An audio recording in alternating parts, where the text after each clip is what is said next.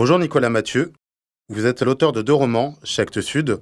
Le premier, publié en 2014, Aux animaux la guerre, vient d'être adapté à la télévision. Le second, Leurs enfants après eux, a reçu le prix Goncourt l'an dernier. Il se déroule entre 1992 et 1998 à Hayange, qui nous rappelle Hayange, ville sinistrée de Moselle, qui a basculé FN en 2015. Le livre suit les aventures d'un adolescent, Anthony, et de ses proches durant 4 étés. Le milieu littéraire français est aujourd'hui vivement critiqué, pour être un milieu où règne l'entre-soi. Les prix d'automne semblent consacrer cet état de fait. Le Goncourt jouit-il encore du même prestige qu'il y a quelques années ? Peut-être je suis la personne la moins à même de répondre à cette question, parce que le prix m'a été attribué, donc je serais tenté de penser de lui attribuer toutes les vertus. Vous dites que c'est très critiqué aujourd'hui, l'entre-soi. Mon Dieu, mais c'est des choses qu'on dit de ce prix-là depuis toujours, j'ai l'impression. Ça fait partie du jeu. Le rapport au Goncourt, il est celui qu'on peut avoir de déférence ou de défiance à toute autre institution, en fait. C'est une institution littéraire. C'est-à-dire que c'est un objet social qui accumule de la légitimité et qui, une fois par an, dépose cette légitimité sur quelqu'un. Voilà. C'est comme une couronne de plumes dans une tribu d'Indiens. Donc selon qu'on méprise ou qu'on adore les institutions, on voit ça différemment. Il y a des gens pour qui ça n'a strictement aucun intérêt, qui n'ont jamais acheté un livre parce que c'était un Goncourt, qui n'ont jamais acheté un Goncourt parce que c'est le Goncourt. Puis à l'inverse, il y a des gens qui achètent un seul livre par an, c'est celui-là. Donc voilà, est-ce que son prestige est intact ? En tout cas, ses effets sont intacts. C'est-à-dire qu'entre le moment où moi je ne l'avais pas et celui où je l'ai eu, le destin du livre a été radicalement changé. On est dans des rapports de 1 à 10, quoi. C'est-à-dire que ça fait vendre beaucoup, que les gens... Il y a tout un lectorat qu'on ne touche jamais autrement. Voilà. Donc ça marche toujours. Et puis il m'est arrivé dans des salons, dans des librairies, de voir des gens venir à moi et qui venaient rencontrer le Goncourt. C'est pas à moi que ça s'adressait. Et pour eux, ce prestige, il est plus qu'intact, quoi. Et ça brille. Donc voilà, bon... Moi, je porte ça pendant 1 an très fort, et puis ça va sans doute s'estomper. C'est une institution. C'est comme si vous êtes Miss France ou agrégée. Dans une tribune publiée dans le journal Le Monde, Sophie Divry, Denis Michelis, Aurélien Delceau, que nous avons reçus ici, ont dénoncé une littérature qui n'arrivait plus à décrire notre époque monstrueuse, je les cite. Partagez-vous ce terrible constat ? Non, pas du tout.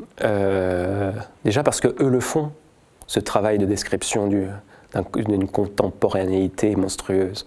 Ils le font avec leurs bouquins. Leurs bouquins sont publiés. Moi, je pense le faire aussi à ma manière. Je n'ai pas signé cette tribune, donc je ne sais pas si eux me considèrent comme de leur côté, comme un allié ou comme un des adversaires qu'ils désignent. Je trouve ça assez sain, en plus, quand il y a des mouvements artistiques qui se désignent des adversaires, pour se définir eux-mêmes et puis pour mener un combat esthétique. Moi, ça me va très bien, ça. Ça fait partie... des dynamiques qui sont désirables dans un champ esthétique, ça me va bien.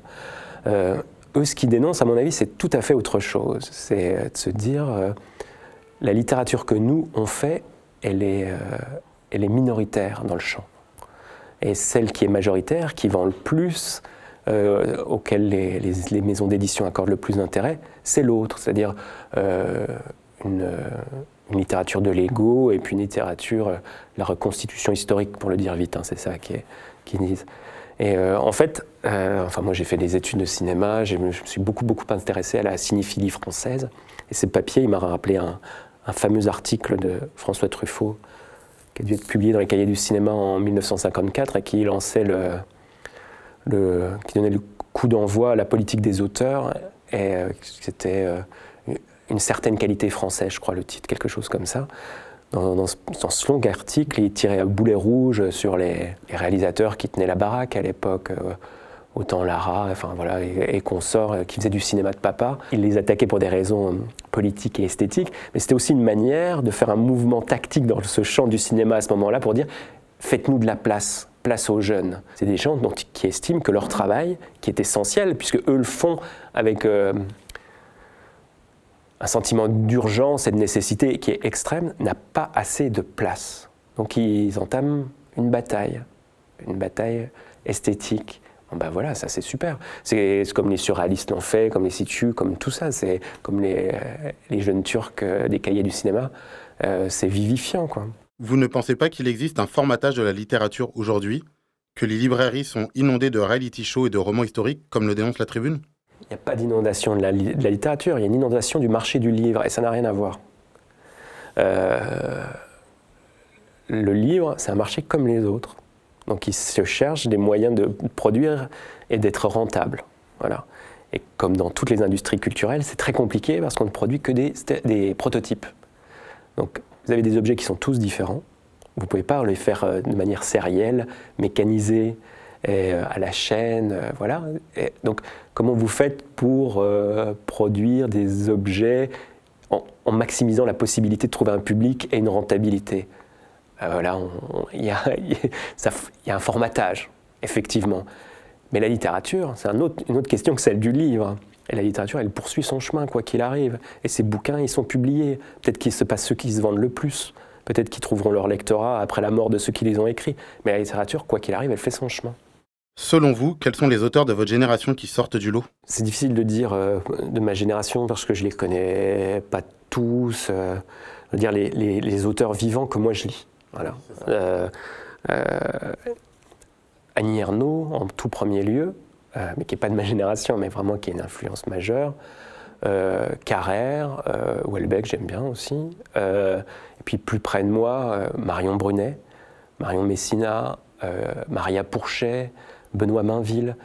Après, j'ai pas une vision du truc par école. Je me dis pas, je les aime parce qu'ils font tous comme moi, ou parce qu'ils recherchent exactement la même chose. Je les aime parce qu'ils produisent des bons bouquins, en fait, et puis que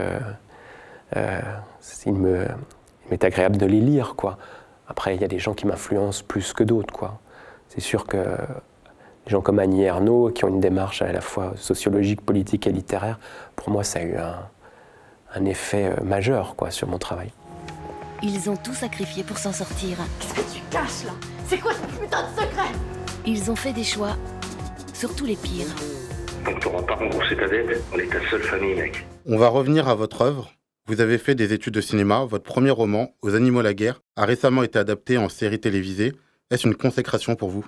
Non, non, pas du tout. Je ne sais pas très bien d'ailleurs ce que serait une consécration pour un roman ou pour une œuvre. Peut-être que c'est une consécration institutionnelle. On parlait du Goncourt avant ou du Nobel. Voilà, c'est quand les grosses institutions vous disent ce que vous faites est formidable. Mais est-ce que c'est vraiment ce qu'on attend de mieux pour la littérature? Je ne sais pas. En tout cas, l'adaptation, c'est une grâce qui m'est faite. C'était une faveur. Ça m'a permis de rencontrer Alain Tasma, qui est un réalisateur génial, etc.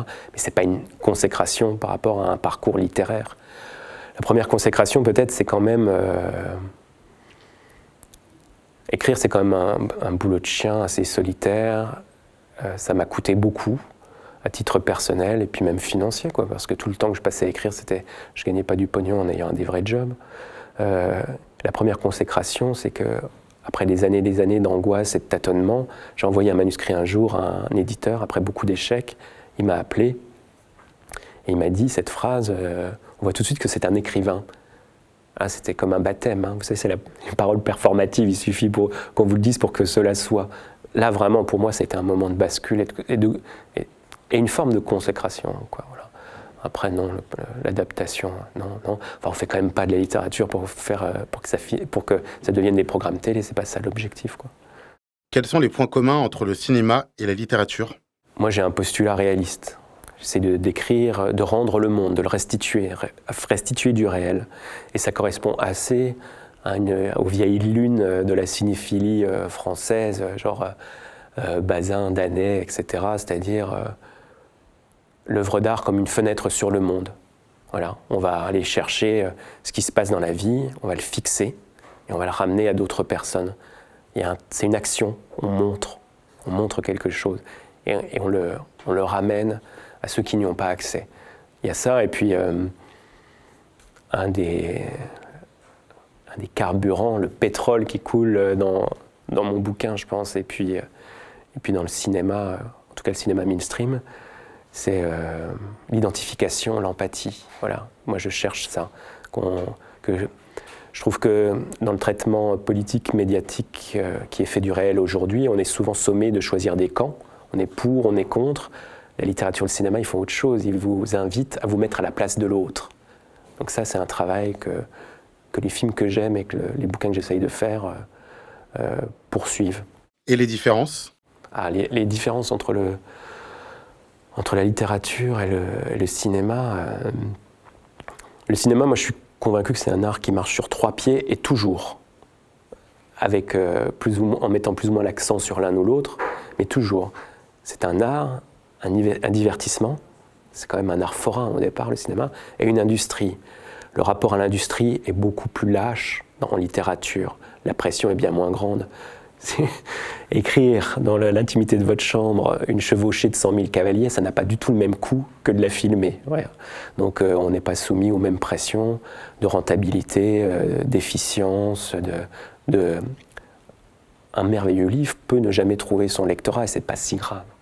Pour un film, c'est compliqué, quoi. Il se peut qu'il n'y en ait plus jamais derrière pour un réalisateur s'il fait ça. Donc là, le rapport au marché n'est pas du tout le même, quoi. Et puis, la littérature peut n'être pas du tout visuelle. Un cinéma, moi, je fais une littérature qui est visuelle. Elle figure des choses, elle rend des scènes, elle fait voir des actions. Mais il peut y avoir des littératures où on ne voit rien. Pourquoi avoir choisi de situer votre deuxième roman, Leurs enfants après eux, dans les années 1990, dans une zone périurbaine ? Simple nostalgie, est-ce le début de la fin de la classe moyenne ? Assez fréquemment, on me parle de nostalgie, et notamment les gens qui ont mon âge, en fait, les quadras. Parce qu'ils lisent ça un peu comme il y a un effet Madeleine de Proust pour les C17, les t-shirts Waikiki et les balistos, ça leur rappelle des trucs, quoi. Moi, je ne l'ai pas écrit pour ça. Moi, j'ai aucune nostalgie. À aucun moment, je pense que cette période était un Éden perdu. Je pense que chaque époque est lamentable à sa manière et formidable à sa façon. Il n'y a pas de nostalgie, je pense qu'on la confond beaucoup avec la mélancolie, quoi. C'est-à-dire que moi, ce qui m'a intéressé dans le bouquin, c'est de montrer les effets du temps qui passe, et ça produit effectivement de la mélancolie. Parce que le temps qui passe, on sait bien où ça se termine, quoi. J'ai choisi les années 90. Est-ce que c'est la fin de la classe moyenne, le début de la fin de la classe moyenne ? Honnêtement, j'en sais rien. En tout cas, moi, j'étais convaincu que c'était la fin de la classe ouvrière, et que ça raconte ça. C'est les enfants des derniers membres de la classe ouvrière. Il reste des petits salariés, il reste des ouvriers, il en restera toujours, mais en tant que classe, c'est vraiment comment dire, c'est les derniers jours, quoi, de la classe ouvrière. Donc moi, ça m'intéressait de raconter ça m'intéressait aussi de faire le portrait d'une époque dont j'avais l'impression qu'elle n'avait pas été beaucoup traitée, et puis aussi parce que ceux qui l'ont vécu arrivent à maturité maintenant. Entre 1989, la chute du mur de Berlin, et puis 2001, la chute des tours, même si les repères chronologiques dans le bouquin ne sont pas ceux-là, c'est plutôt la sortie du premier album de Nirvana et puis la Coupe du Monde de 98, quoi. Puis si je suis un petit peu plus honnête, c'est peut-être aussi par commodité. C'est-à-dire que le but premier du roman, c'était de faire un roman d'apprentissage, de raconter l'adolescence d'une poignée de personnages. Finalement, on écrit, et quand on écrit, ça embarque plein de choses qu'on n'avait pas prévues à l'époque, et ça décrit les années 90 presque comme un effet secondaire, quoi, de l'écriture. Et je me disais, si j'écris un roman d'apprentissage qui se passe aujourd'hui, les ados, la manière dont ils fonctionnent, les évolutions de leur économie amoureuse, comment ça marche entre les garçons et les filles, ça n'avait rien à voir. Il aurait fallu beaucoup me documenter. Je rends visite à des lycéens et des collégiens de temps en temps pour parler de mon bouquin ou du précédent ou faire des ateliers.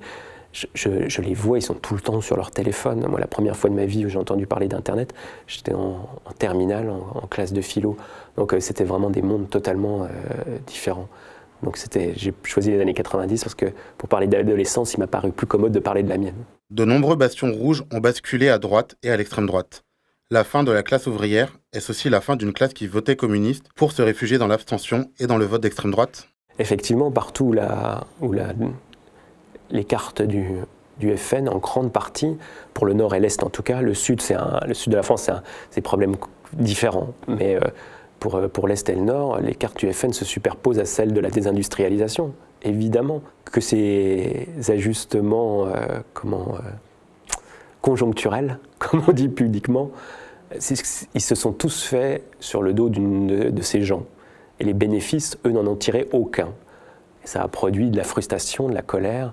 J'ai l'impression de dire des banalités, mais enfin, des pertes de repères et tout ça. Donc oui, c'est le FN qui a ramassé la mise sur ces populations-là pour l'instant, absolument. Pourquoi vous êtes arrêté en 1998, en pleine Coupe du Monde de foot, et pourquoi rapporter cette magnifique demi-finale entre la France et la Croatie, et pas la finale qui a mis la France dans la rue? Déjà, la France, dès le quart de finale, elle était dans la rue. C'était quand même un moment de liesse continuelle à partir des huitièmes. Le roman, il s'intéresse beaucoup aux frontières sociales, ce qui sépare les gens au sein d'un monde, aux différentes catégories, comme les transferts entre les unes et les autres, la circulation d'un monde à l'autre, pour le dire très vite, la France résidentielle, la France pavillonnaire, la France des grands ensembles, comment ça marche, tout ça. Et en fait, une société, elle est quand même constituée de groupes avec des intérêts antagonistes. Il y a quand même une grande violence derrière tout ça. Il y a des tensions, ça tient jamais très bien, et pourtant ça fait société. Je me suis beaucoup concentré sur les écarts entre les mondes sociaux. Mais par moments, ça s'inverse, et il y a une espèce d'élan fusionnel. On a vu ça au moment de la Coupe du Monde, ou de Charlie. Alors tout le monde ne fusionne pas partout et en même temps, mais quand même on sent qu'il y a quelque chose, une volonté organique de ne faire qu'un à ces moments-là. Et la demi-finale de la Coupe du Monde de 98 entre la France et la Croatie, elle me semblait mieux à même de rendre ça, parce que ça a été un moment miraculeux. Mais vraiment, c'est-à-dire, j'ai un souvenir précis d'avoir Zucker, je crois, qui plante un but à la France, et puis tout de suite, en quelques minutes, la France remonte 2 buts de Lilian Thuram, un type qui ne marquait jamais, et qui a mis 2 buts d'affilée. Il y avait un côté vraiment miraculeux, c'est-à-dire que ça ne se pouvait pas, et ça s'est produit. C'est pareil, dans une société, les divisions l'emportent toujours, et malgré que ça ne se puisse pas de temps en temps, ça ne fait qu'un. Donc voilà, il y avait une manière de figurer ça, quoi, ces moments un peu d'automystification du corps social, quoi. On se raconte une histoire miraculeuse, on ne fait qu'un, quoi. Est-ce aussi le début d'un grand mensonge, celui de la France black blanc beurre et d'un pays post-racial réconcilié? Alors, ça n'a pas été le début d'un grand mensonge, ça a été un moment mensonger sur l'état de la France, parce que ça n'a pas duré longtemps. Ça a été vraiment fugitif. Dans le bouquin, c'est dit ça. Il y a la description de toute cette liesse, et puis il y a un adverbe qui finit la phrase et qui est temporairement. Voilà. Moi, à ce moment-là, quand ça s'est produit, j'avais vraiment le sentiment que c'était fugitif comme réconciliation. Les sociétés, elles vont à U et à Dia, quoi. Et il est bien rare qu'elles soient comme ça, fusionnelles. Votre livre suit Anthony pendant 6 ans, sur 4 étés, mais aussi plusieurs personnages autour, comme son cousin, Hassine ou Stéphanie dont il est amoureux. Ils appartiennent à plusieurs classes sociales. Anthony et Hassine sont des fils de prolos, quand Stéphanie est d'origine plus favorisée. Malgré les relations qu'ils entretiennent, leur quotidien et leur destin sont très différents. Votre roman décrit-il des rapports de classe, ainsi que leur reproduction? Ouais. Alors ça, je l'assume complètement. C'est des gros mots, hein, mais effectivement, ça, le roman, il s'attarde sur, à mon avis, ce qui fait le lot commun du monde social, c'est-à-dire que la reproduction l'emporte toujours, en général, sur les transferts, on n'est pas tous des potes, quoi. Il y a des intérêts qui sont irréconciliables, il y a des manières de vivre qui sont antagonistes, il y a aussi des plafonds de verre à tous les niveaux, aussi bien dans les hiérarchies que latéralement, quoi, entre les mondes même qui se côtoient, puisque le personnage d'Hassine et d'Anthony, finalement, ils sont presque jumeaux, et pourtant il y a une haine inexpugnable qui les lie tout le long, quoi. Donc effectivement, je trouve qu'il y a beaucoup de fiction qui s'intéressent aux exceptions, ceux qui réussissent, ceux qui traversent les mondes. Moi, j'ai voulu faire un roman sur la règle. Vous avez anticipé ma question. La rivalité entre Anthony, fils de prolo vivant dans une zone pavillonnaire, et Yacine, fils d'immigré vivant dans une cité HLM, symbolise-t-elle la rivalité entre deux types de classes populaires qui ont plus en commun qu'ils ne croient? Cette lecture, elle est possible, et moi je suis tenté de l'avoir. Le problème, c'est que quand moi j'écris un roman, je pars de personnages, pas de type sociologique. Je ne prends pas un espèce de tableau sociologique de la France où je déclinerai les différentes classes en personnages. Je pars des personnages. Et puis après, si ça marche bien, mon bouquin, il est comme le monde, il est susceptible de donner lieu à des interprétations. La vôtre, elle me va bien. C'est-à-dire qu'effectivement, ils sont au même niveau social, et pourtant il y a une distance gigantesque entre eux. Et ça me semble être un fait aussi. Ce roman, est-ce l'amour impossible entre un loser, un fils de prolo, Anthony, et une fille de la bourgeoisie, Stéphanie? Le pourcentage d'union exogame en France, je crois que c'est 4%. C'est-à-dire qu'il y a 4% des couples qui sont faits de gens qui n'appartiennent pas au même monde social. Donc en général, ces histoires-là ne marchent pas, de fait. Donc effectivement, plus on vient de mondes différents, plus il est difficile de s'apparier. Et en plus là, je pense qu'Anthony tombe amoureux de cette fille parce que justement elle est inaccessible. Que quelque part, elle est la promesse d'un ailleurs. Ils sont dans cette petite vallée qui est un monde en soi, ils y sont enlisés complètement. Et chacun à sa manière voudrait s'en arracher, partir loin, parce qu'il pense que ses parents sont des cons, parce que l'avenir est pas reluisant, parce qu'ils s'y ennuient, parce que c'est des gamins, des ados et ils se font chier, quoi. Voilà, ils voudraient tous partir. Et Anthony, peut-être qu'aussi Steph, ça représente une possibilité d'échapper belle sociale, quoi, dont lui-même n'est pas très conscient. Dans votre roman, vos héros ont constamment besoin de leur moto ou de leur voiture pour se déplacer. L'un des nœuds de l'histoire, c'est quand Anthony vole une moto pour se rendre à une soirée. Ça n'aurait probablement pas été le cas si le roman se déroulait dans une métropole. Ils auraient pris les transports en commun. La révolte des Gilets jaunes était-elle inéluctable? Il y a un moment dans le bouquin où il est dit chaque désir se traduisait par une dépense de carburant. Et voilà, ça c'est le lot commun des gens qui vivent dans des zones périphériques, quoi. Il faut se déplacer pour amener ses gamins à l'école, pour aller à la crèche, pour aller bosser, pour aller au Buffalo Grill, pour partir en vacances, pour tout nécessite des déplacements qui coûtent du pognon, qui coûtent du carburant, quoi. Donc, ce qui s'est passé, l'étincelle qui a mis le feu aux poudres, moi je ne l'avais pas anticipé, je ne suis pas un visionnaire, mais le rôle central de la voiture dans ces mondes-là, oui, ça c'est bien montré dans le bouquin. Anthony, tout démarre de ça, d'une moto dont il a besoin, parce qu'il a besoin d'être libre ce soir-là pour une fille. Et il n'ira pas à pied, cette fille n'est pas accessible à pied. Elle suppose d'avoir un moteur, quoi.